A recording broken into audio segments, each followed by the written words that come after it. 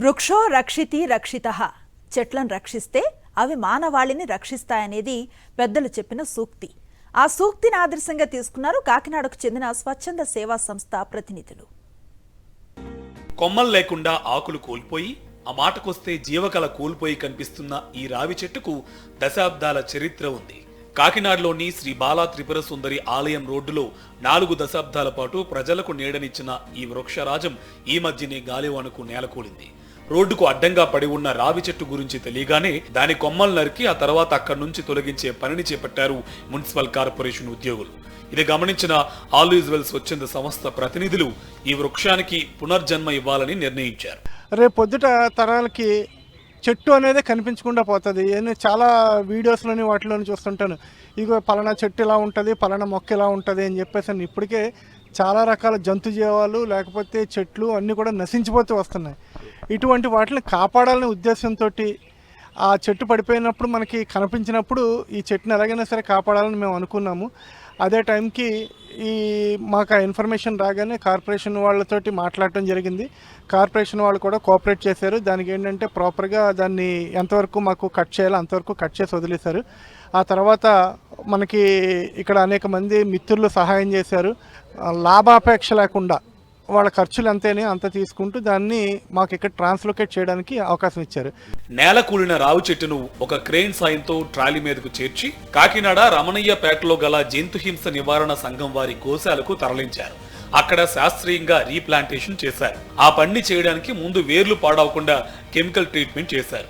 త్వరగా చిగురించాలని సేంద్రియ ఎరువులను వేసి సంరక్షించడం మొదలుపెట్టారు. తిరిగి ఎప్పుడు చిగురిస్తుందా అని ఎంతో ఆతురతగా ఎదురుచూశారు.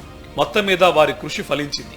ఈ మధ్యనే ఈ రావి చెట్టు తిరిగి కొత్త ఆకులతో జీవకళను సంతరించుకుంటుంది.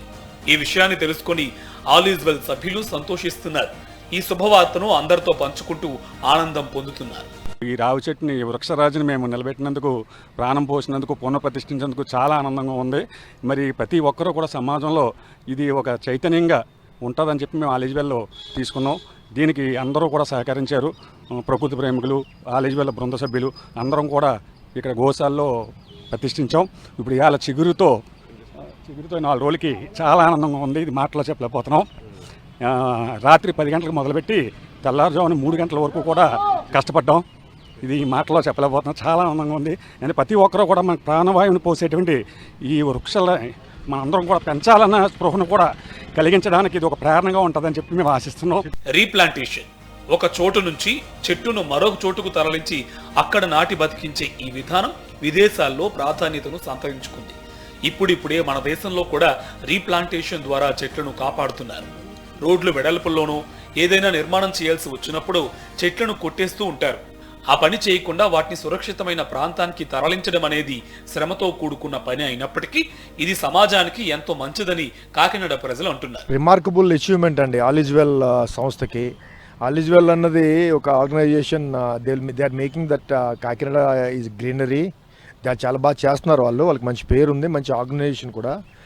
Because of Kishore and all is team is doing very well. And ఎప్పుడు ఫారెన్ ల్యాండ్ తప్ప ఇదే ఫస్ట్ టైం కాకినాడలో ఒక పడిపోయిన చెట్టుని తీసుకొచ్చి వేరే చోటకి పెట్టి అక్కడ మళ్ళీ రీలొకేట్ చేయడం అనేది ఈజ్ రియల్లీ అప్రిషియేటబుల్ థింగ్ అండి.